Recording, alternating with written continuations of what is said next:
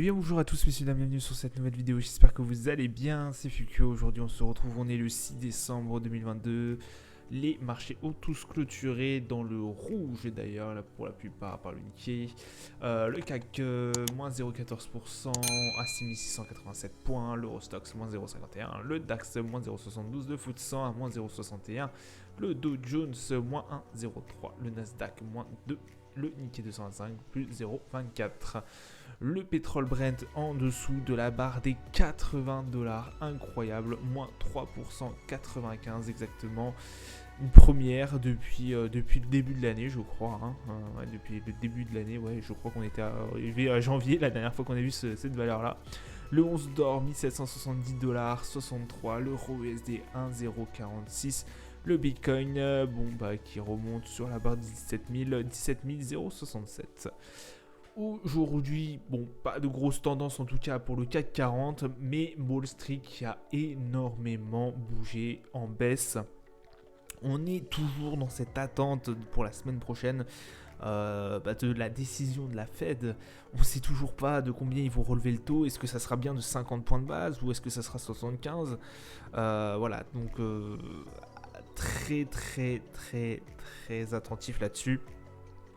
De toute façon, dès qu'il y a un représentant de la Fed qui parle, on est à l'écoute, on essaye de savoir au plus proche de ces acteurs, de ces acteurs financiers, de savoir où est-ce qu'on peut se positionner. Et voilà, on est dans une attente.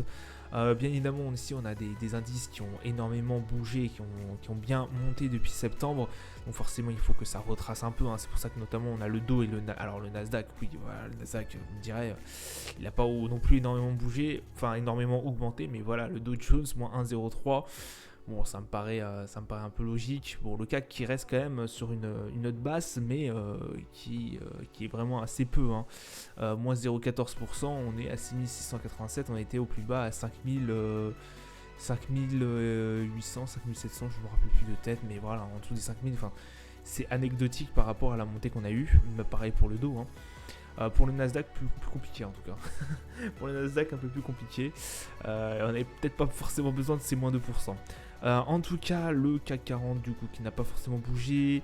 On est toujours dans cette attente. Voilà, on a quand même un pétrole, ça faut le souligner quand même, qui fait moins 4%, c'est énorme. Incroyable. Je ne pensais pas avoir un pétrole aussi bas. En tout cas, juste avant la fin de l'année, je ne pensais pas l'avoir aussi bas.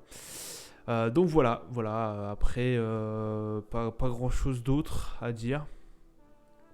Pas grand chose d'autre à vous dire, à part une incertitude bien évidemment au niveau des banques centrales et des banquiers centraux, pardon. Donc voilà.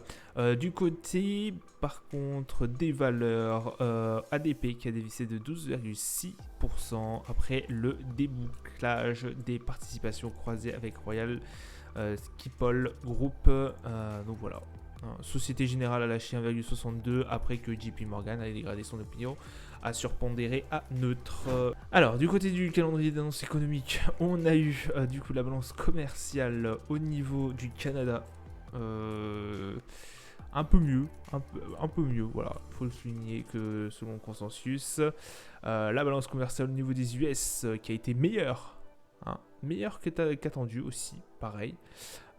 Pourtant les marchés n'ont pas souligné ça, c'est bête. Donc ouais, on attendait moins 80 milliards, on a eu que 78, moins 78 milliards, donc une balance commerciale qui va un peu mieux quand même. Le Canada, CESE, PMI, IV, pas grand chose à dire non plus là-dessus. Et puis demain, rien. Demain, il n'y a rien. Vraiment, c'est une semaine très calme. Incroyable, si on aura peut-être à 4h du matin, la Chine, la balance commerciale, mais vraiment une semaine assez calme. Il n'y aura pas grand chose à dire sur ces semaines si on n'a pas de grosses actualités, hormis le fait que, bien évidemment, on attend les décisions de la Fed. Au niveau des marchés, tac, au niveau du Nasdaq, 11 564, on est bien loin maintenant des 12 000, de cette barre à 12 000. Donc voilà, à voir par la suite ce que ça va donner, mais bon. On est retourné au niveau de la zone neutre, au niveau du RSI, le MACD est toujours ouais, allez, il est toujours dans positif. Oui, toujours, il est toujours en hausse, mais bon, voilà, ça va peut-être se tasser un peu là. Hein. On a une barre quand même à 11 517. On va essayer de pas la fracturer quand même, ce serait un peu con. Déjà que tous nos efforts de la semaine dernière ont été vains. Hein, voilà, on va pas se mentir. Bon bah voilà, on a un peu les boules moi j'ai un peu les boules d'être retourné au 12005 même si pour l'instant je suis pas sur le Nasdaq. On reste quand même vers les plus bas quoi, hein. C'est incroyable. Au niveau du DAX, le DAX 14 301, donc on a fait sur la totalité de la journée, on était en belle baisse quand même. On commence à s'éloigner un peu des 4006, mais bon, vu la hausse qu'on a eu, un bon retracement ne ferait pas de mal.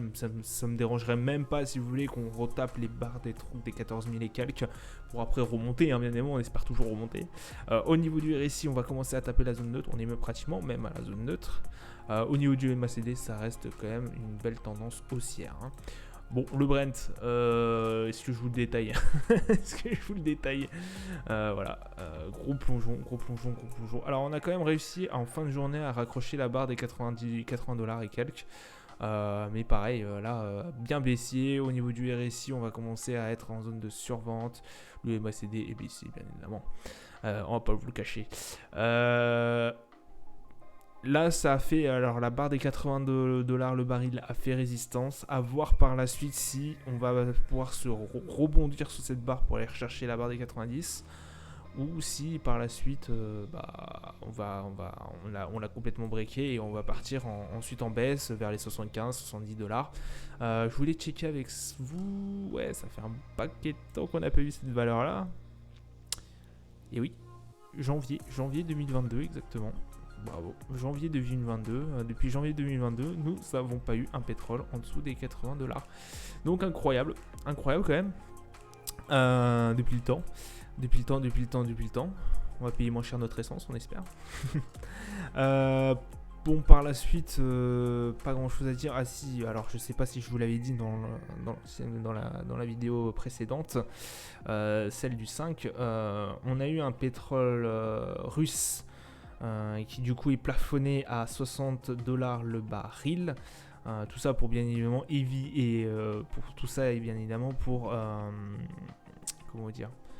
pour éviter que la Russie, qui est en guerre contre l'Ukraine, bien évidemment, vous le savez, arrive à en profiter de cette hausse du pétrole. Voilà. Donc on a plafonné, l'Occident a plafonné un baril de pétrole de la mer Urale, là, je sais plus comment ça s'appelle, de russe, le pétrole russe à 60 $ le baril. Voilà, comme ça c'est fait. Comme ça, Poutine n'arrivera plus à... Alors, selon les Occidentaux, n'arrivera plus à en jouer et à pouvoir investir dans cette guerre qui dure depuis début février quand même. Hein. Mars, pardon. Au niveau de l'or, 1770, on a fait quand même un petit rebond. Il fallait quand même le noter. Bon, ça n'a pas été aussi grand qu'on a eu sous les coups de 15 heures et quelques, je crois. On a chopé les 1780 et quelques. Enfin, on était proche des 1780. Bon, c'est quand même un beau rebond. Je vous rappelle que la séance dernière, on a eu un beau pricing quand même. Mais on reste plutôt vers la tendance haussière au niveau du MACD, on est bien haussier. Et au niveau du RSI, on est proche de la zone de surachat quand même. Donc méfiance, on espère quand même, j'espère moi du moins, à essayer de taper la barre des 1800 $ d'ici peu de temps. Le S&P, le S&P qui fait la gueule. Hein. Le S&P, on retourne sur ce qu'on avait connu fin novembre. Donc la semaine dernière, on est à 3944, proche des 4000 quand même. Enfin, proche des 4000, pardon. Proche des 3980 et quelques. Ouais, proche des 4000 aussi, mais... Bon, on espère, je sais pas si on va pouvoir les atteindre, en tout cas en ce moment. Enfin, qu'est-ce que je dis en fait, on peut les atteindre. Mais le S&P, voilà, qui je trouve n'a pas été une grosse performance depuis le mois de septembre. Alors oui, ça a bien monté quand même, on va pas se mentir. Mais voilà, il faut qu'il y ait des grands mouvements d'impulsion comme voilà, Jérôme Powell qui parle ou les taux directeurs ou encore une annonce particulière du style, je sais pas moi, le ralentissement des taux. Ouais, mais ça c'est aussi une conférence de Jérôme Powell.